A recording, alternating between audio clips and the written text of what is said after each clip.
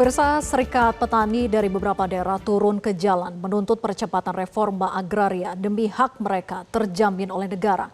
Untuk lebih lanjut, saat ini kami sudah terhubung dengan Wakil Ketua DPR RI Saan Mustopha. Selamat siang, Kang Saan. Selamat siang, Mbak Vera.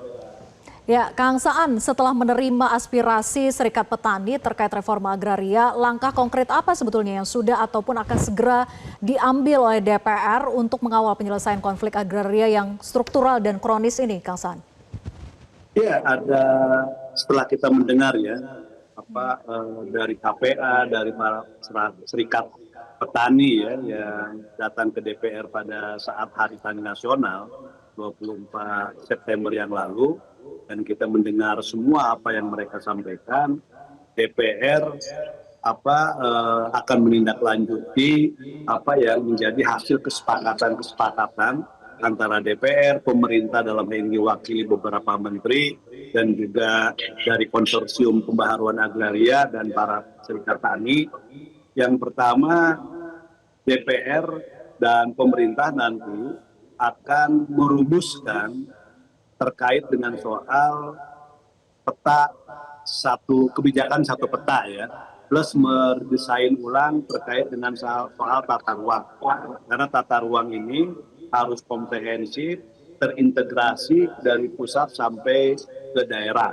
Jadi kebijakan satu peta dan redesain tata ulang ini penting, terutama bagi program pemerintah yang terkait dengan soal ketahanan pangan. Ini yang pertama akan kita lakukan, supaya tidak ada ego sektoral lagi di antara instansi atau kementerian yang membidangi masing-masing. Jadi maka kebijakan satu peta ini akan menjadi fokus dari DPR.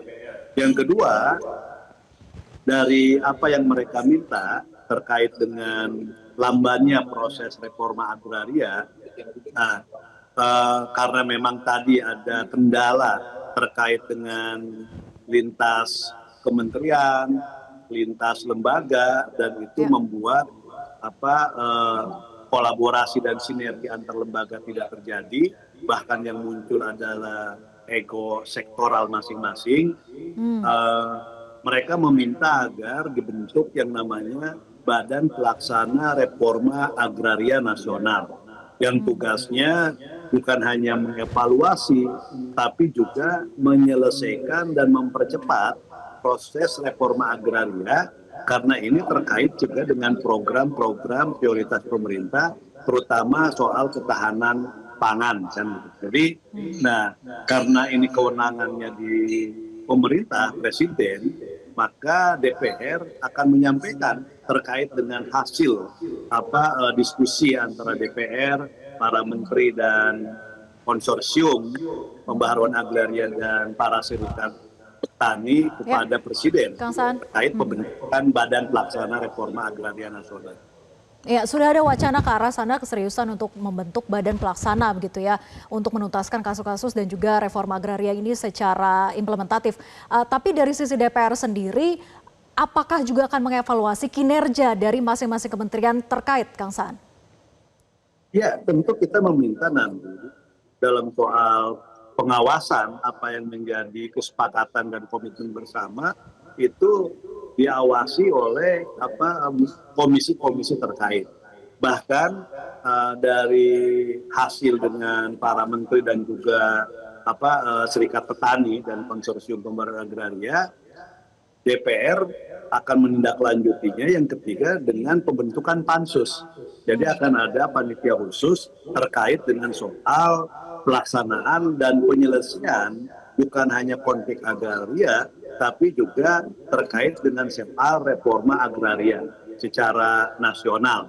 Jadi nanti pansus seperti yang sudah disampaikan oleh pimpinan DPR, dalam hal ini ada Pak Dasko menyampaikan, mudah-mudahan sebelum penutupan masa sidang nanti tanggal 2 Oktober ini, pansus terkait dengan penyelesaian dan pelaksanaan reforma agraria plus juga konflik-konflik agraria itu segera terbentuk, sehingga di masa sidang yang akan datang sudah mulai bekerja.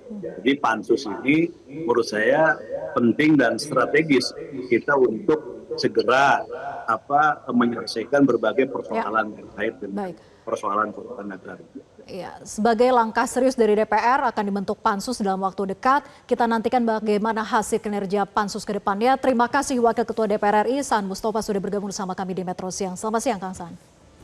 Jelajahi cara baru mendapatkan informasi. Download Metro TV Extend sekarang.